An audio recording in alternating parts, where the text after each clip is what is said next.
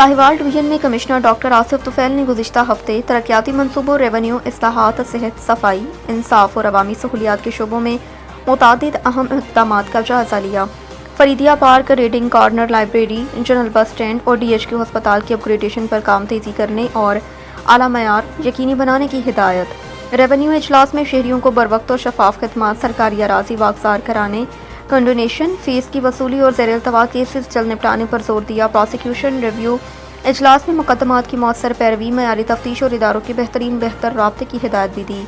जबकि waste management company के इजलास में सुथरा पंजाब प्रोग्राम के तहत सफाई के निज़ाम को मज़ीद मौसर बनाने के अहम फैसले किए। इस दौरान साहिवाल, जीजावतनी और हड़प्पा में नए पुलिस मरकज़ खदमत का इफ्तिताह भी किया। शहरियों को एक ही छत तले जदीद और फौरी सहूलियात फराहम की जा रही हैं। कमिश्नर डॉक्टर आसिफ तुफैल ने अवामी मुलाकातों, खेलों के फ़रोग़, नौजवानों की किरदार साजी, साहिवाल क्लब की तरक्की, पब्लिक प्राइवेट पार्टनरशिप मनसूबों और ओकाड़ा के नौ तैनात डिप्टी कमिश्नर से मुलाकात। उनके दौरान भी अवामी खदमत, शफाफ हुक्मरानी और तरक्याती मनसूबों की बरवक्त तकमील को हुकूमत पंजाब की अव्वलीन तरजीह करार दिया। मज़ीद खबरों के लिए गोहराब न्यूज़ को सब्सक्राइब करें, लाइक और कमेंट ज़रूर करें।